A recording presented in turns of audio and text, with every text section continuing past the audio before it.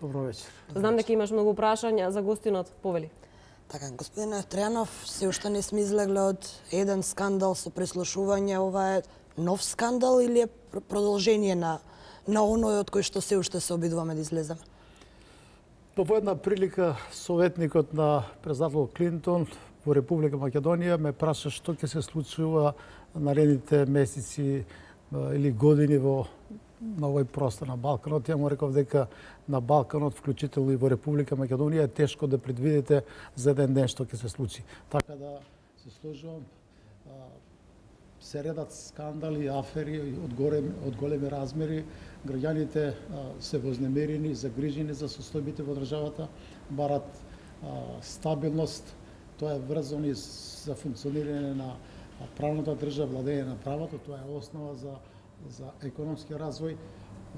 Во целина мислам дека овие така наречени афери со големи размери имат негативно влијание во вкупните процеси во Република Македонија.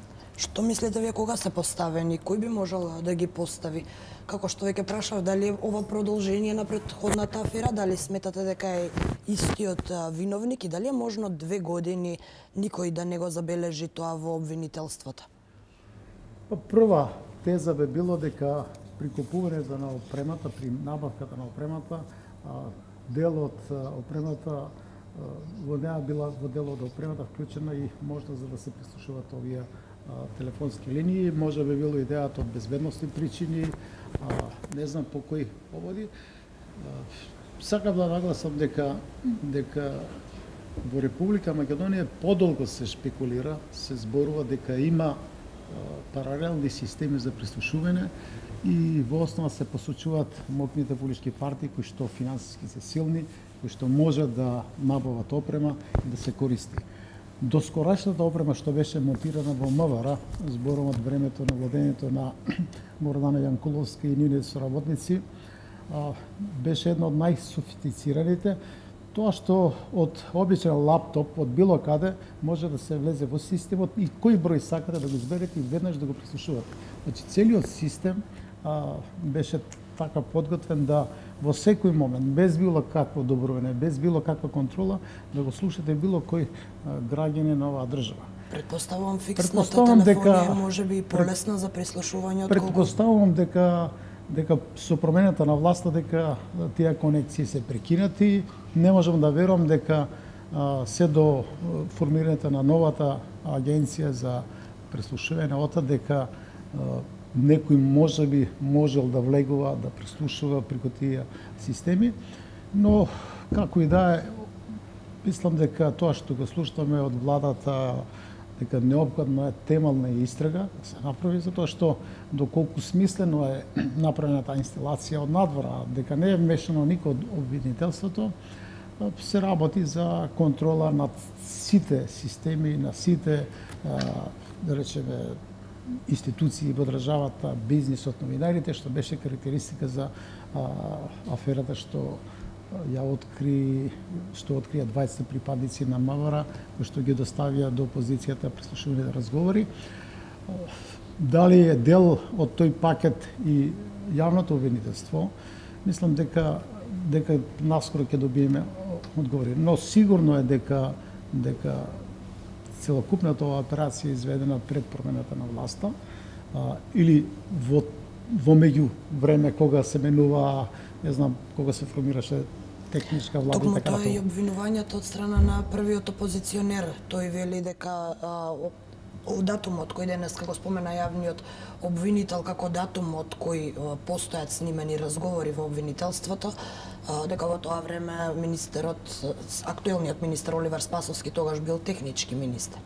Апсолутно, истрагата ќе ги покаже сите кои што се инволвирани, меѓутоа министерот, техничкиот министер, тој немаше власт во МВР. Вие знаете какви обструкции имаше. Второ, директорите беа од ВМРО ДПМН, целокупниот состав на МВР, оперативен, техничките контроли што ги има од техничките служби или оперативно-технички служби беа инсталации на ВМРО ДПМН. Министерот за внатрешни работи во тоа време имаше само фигуративна позиција дека е министер и немаше никакво влијание на процесите внатре во Министерството за внатрешни работи. Така да, дали опремата е порано порачена, набавена, инсталирана и така натаму, ќе покаже истрагата, но мислам дека независно од партиските препукувања над мудрувина, сепак неопходна е детална истрага и сигурен сум дека ќе се покаже дека криминално-политичкото подземје кое што долго време ја контролира целокупната држава, дека можеби се повторно дел од тие што се инволвирали во овие сите афери во Република Македонија. Можеби одговорноста на актуелната власт, на целокупниот систем е неекспедитивноста, неефикасноста во действувањето. Но тоа сега да прашам, поминаа 2 години. Во Ретлија во 2 години во клучно е во обвинителството, една од клучните институции во оваа држава која треба да се грижи за спроведување за правдата и за правната држава. Можно ли во 2 години никој да не се посомнева и да не направи било каква проверка внатре во обвинителството? Видете, за жал се врати околу Министерство за внатрешни работи. Само МВР има уставни, законски надлежности и властувања да открива незаконито прислушување. Во оваа ситуација, веројатно биле крајно предпазливи, инаку оперативните служби, посебно на контраразузнавањето, на техничките служби, ако има било каква сомнеш, тие треба да работат на разоткривање на евентуално злоупотреба на системите за прислушување или неовластено прислушување. Тоа не мора да се движи секогаш, како што нагласив, преку Министерство за внатрешни работи. Јас сакам вечер да посочам еден случај каде председател на Врховен суд побарал од службите за обезбедување да набават опрема за прислушување на судиите, бидејќи сакал да има увид што разговараат тие во просториите, што разговараат, која користат интернета, врска телефонска, и при тие некои консултации беше сугерирано апсолутно да не се вклучува во една таква авантура. Така да, овие процеси сега што се случуваат, мислам дека треба добро да се истражат и да се понесат одговорност сите оние што се директно инволвирани во овие злоупотреби на системите за прислушување. Мислам дека наскоро треба да добиеме одговор и повеќе од јасно е дека се работи за инсталации од претходната власт, независно што сега се префрла од еден на друг одговорноста, но се изгледа дека сепак се работи за системи кои што се инсталирани, можеби користени во тоа време, и дури има и натаму такви информации има дека моќните партии имат можности да користат такви системи за прислушување надвор и од системот што го контролира МВР и другите државни институции. И Овески денеска кажа дека ќе се истражува дали има иста ваква опрема, исти вакви системи во обвинителството за гонење организиран криминал и корупција, но и во судовите. Доколку тоа се открие, што би значило тоа, во каква држава сме живееле ние и до сега, и што кажува тоа за... Што сугерирав. Дали е можно, само уште едно прашање, дали е можно дел од обвинителите и од судиите да знаеле дека се снимаат нивните разговори, целокупната фиксна телефонија, па можеби затоа и се воздржувале во одредени разговори, или можеби тоа го предизвикало стравот кај таа афела? Па сите граѓани, без разлика кој на каква позиција, се воздржува и беше јавна тајна дека има масовно прислушување. Дека масовно се прислушува, веќе се знаеше 2013-2014 година, дека дел од тие информации се доставени до опозицијата повеќе. Но тоа не се знаеше дека токму вака се држат. Така да воздржаноста на граѓаните и на суди обвинители е сосем оправдана. Најнесигурно средство за комуникација се телефоните, интернет, врските и така натаму. Кога започна да се реновира и да се преселува специјалното јавно обвинителство, јас сугерирав да се стави под целосна контрола, 24-часова контрола, затоа што знаејќи дека ќе се обиде во тоа време власта која што беше разоткрина преку политичките бомби што се објавија во јавноста, ќе се обиде да ја контролира оваа институција. Вие знаете дека 2 обвинителки беа отстранети од работа под сомнеж дека преку нив одлевале информации. Тоа е веќе прашање дали таа институција не е исто така предмет на прислушување. Но за тоа треба, контраразузнавањето, управата за безбедност, контраразузнавање, тие да ги преземат сите оперативни мерки вклучително и сложени технички проверки да прават за да се откријат. Само сакам да нагласам дека никаде во светот најмоќните држави, најмоќните служби многу тешко, скоро многу малку можат да разоткријат системи за преслушување. Многу тешко се открива тоа. Има сомнежи дека при заменување на старата власт поставувала системи, дури има такви информации дека е озвучен и кабинетот на председателот на владата и така натаму.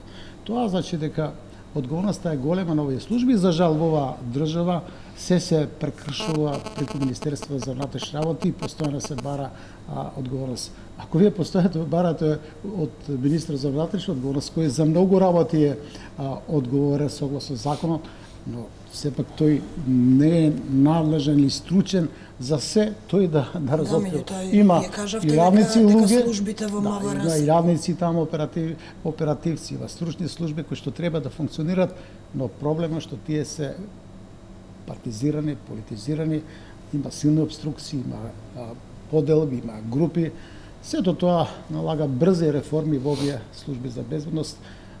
Затоа јас заговарам да се донесе закон со кој што практично ќе имаме распуштење на управата за безбедност и контрразузнавање и на агенција за разузнавање и врз основа на строги критериуми да се направи селекција на кадри кои што ќе останат во овие исклучително важни служби за безбедноста, стабилноста на државата. Така, до сега мислевме дека, односно знаевме дека прислушуваат службите, сега знаеме дека ова е и надвор од службите. Повторно може или политички партии или криминално политички центри што имаат мојк пари да го прават тоа, или да бидел тоа дел од системите врзани за Министерство за внатрешни работи. Но постои процес на реформи, на демонтажа на се оно што паралелно функционира и одговорноста сигурно дека е огромна на владата, на надлежните институции, се што се шпекулира, зборува, за се што има некакви почни информации, тие детално се проверуваат. Се покаже во Република Македонија дека тоа што се зборува помеѓу новинарите, помеѓу обичните граѓани, за жал излегува дека е точно. Од пред еден месец функционира ОТА, дали верувате дека ќе гарантира дека повеќе нема да има нелегално прислушување, особено затоа што денеска се појави овој скандал, иако еве пак повторно ќе нагласиме не поврзан директно со оваа служба? ОТА ќе работи согласно законските надлежности и тие нема да вклучуваат линија за прислушување доколку нема судска наредба. Меѓутоа дали верувате дека моделот е добар за да гарантира дека нема да има нелегално? Не, апсолутно не зависи од тој сегмент дали ќе се злоупотребат овие системи. Проблемот или прислушувањето се креира на многу друго ниво. Оперативните служби, ако тие припремат дека за некој треба да се преземат посебни истражни мерки, преку јавниот обвинител и судот се вклучуваат тие линии, нема моќ тука ОТА да рече ова што го слушате вие надвор од законот. Контролата никош не може да биде суштинска на тајните служби, ниту кај нас, ниту било каде, но сепак има можности однатре некои значи да открие евентуално злоупотреби на овие системи за прислушување. Така да тоа е еден сегмент, контролен сегмент само, но не гарантира дека нема да има злоупотреба на системите или за прислушување односно на посебните истражни мерки. Така, за крај само уште едно прашање кое се наметна. Господинот Рауф и денеска во нашето студио можеби и на шега кажа добро е што се снимени, барем ќе видиме кој што правел во изминативе години. Дали е можно таа содржина да стане предмет, дали е можно еве таа содржина да стане предмет на специјалното јавно обвинителство, дали воопшто мислите дека ќе се отворат тие разговори и дека и по нив би можело да се постапува? Знаете, праксата веќе покажува дека без разлика што тие се прислушувани надвор од законските прописи, стандарди, веројатно ќе има обид да се преслушат и тие разговори. Тие се разговори кои се водени најчесто помеѓу обвинителите, бидејќи внатрешните линии се прислушувани и надвор дали има договарање со некој од обвинителите, со адвокати, со тие што се водили против нив постапки. Ќе видиме се до тоа, но треба веројатно да се донесе некој заклучок да се овласти специјално јавно обвинителство да да се преслушат тие разговори. Па ако се докаже дека и специјално јавно обвинителство е преслушувано, не знам кој пат тие разговори ќе ги преслушува, значи ова нема крај во Република Македонија. Секој ден имаме афери со тешки последици по вкупните состави во Република Македонија и затоа тешко одат и реформите, тешко одат промените во Република Македонија, бидејќи овој систем што беше инсталиран во Република Македонија беше се, но не да функционира на нормална држава како што треба. Се работи за криминално владење навлезено во сите пори во државата и тешко ќе одат сите овие промени за кои што сите се залагаме.